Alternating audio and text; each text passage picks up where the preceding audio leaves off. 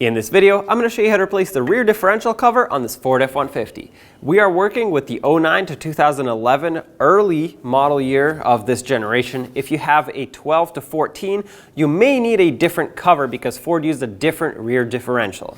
Having said that, if you need this or any other part, check us out at oneauto.com. Let's get started.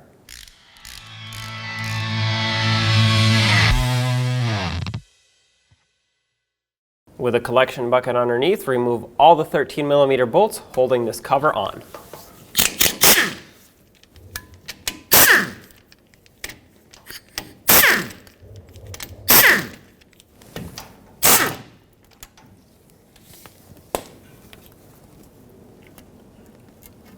Pull it away. You may or may not need a pry bar or a screwdriver to tap in here and pry it out. Now I'm going to take a razor blade. There was a lot of RTV here, so I'm going to scrape this off, and then you can either use new RTV or use a gasket.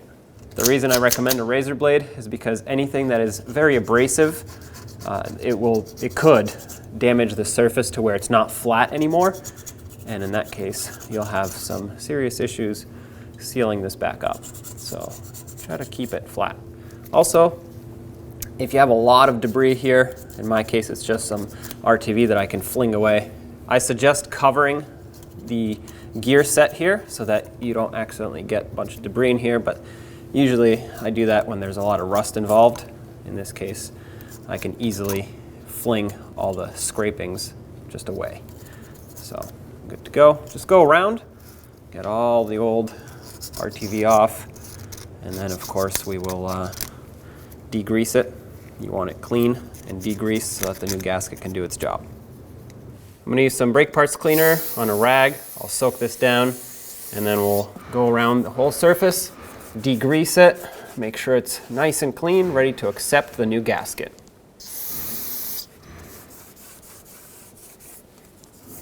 This is especially important if you're using RTV and not an actual gasket. RTV needs to have a dry surface to bond to.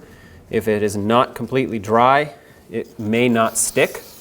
So I'm also going inside these bolt holes, and I'll spray them out, or I'll blow compressed air in them after I put the brake parts cleaner in them. The reason I do this is because oil and debris gets in there, and especially if there's oil, a lot of times it could compress to the point where it can cause damage because it can't go anywhere as you put the bolt through. So either it won't torque or tighten properly, or you could cause damage to the threads in there from basically over tightening it, but due to the compression of the oil. So take the blow nozzle, blow these out. I'm putting a rag over so it doesn't get everywhere.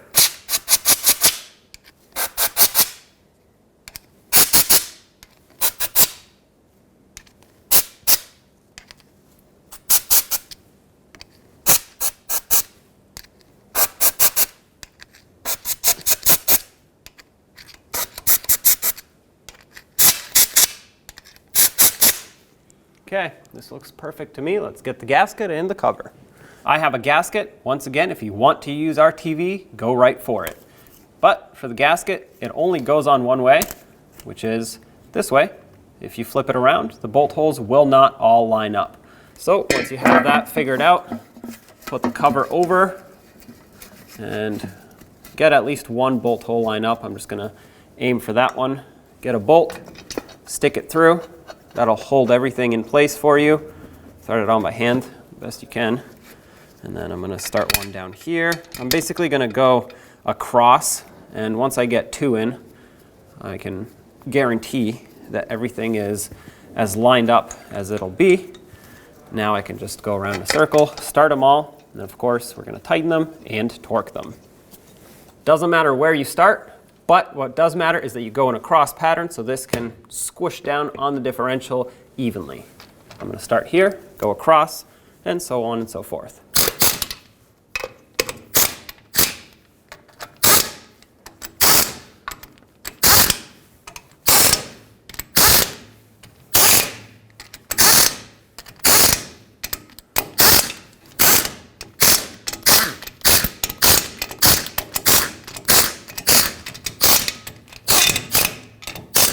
They're all tightened, let's torque them. 33 foot-pounds is the torque for these. Now that it's snug, I'm just gonna go around in a circle.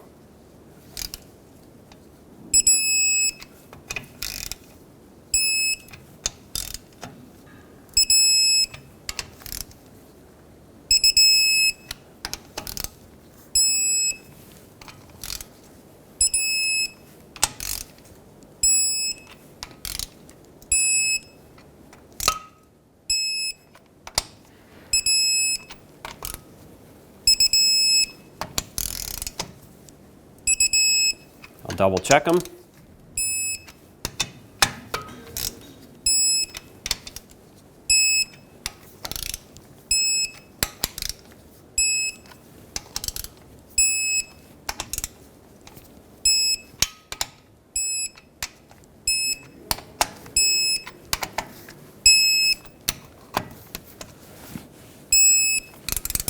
Okay, that's all set.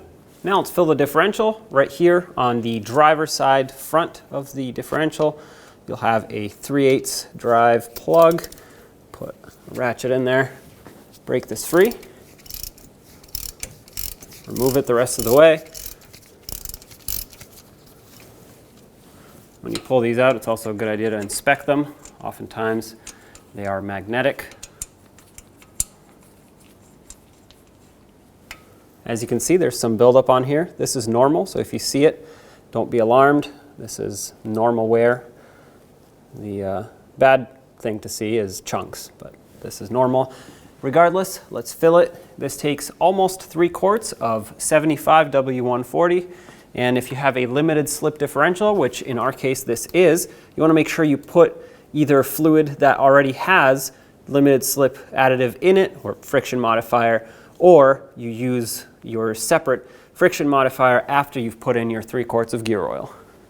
All right, let's add our gear oil.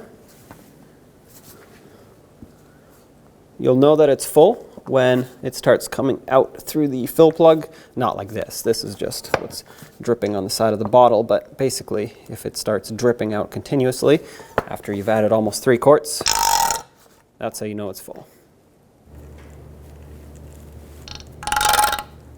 Oh, there we go. That's coming out.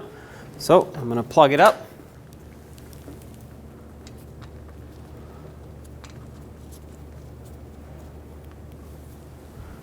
Wipe this off.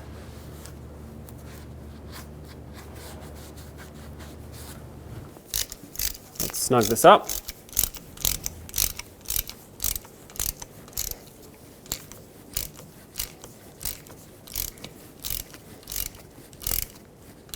As soon as it bottoms out, give it a little extra and you should be all set. So there you have it. I hope you enjoyed the video. If it was helpful, don't forget to leave a like. If you have anything to say, leave it in the comment section below. And as always, don't forget to subscribe and ring that bell so you can stay up to date with all of our latest content. Thanks for watching.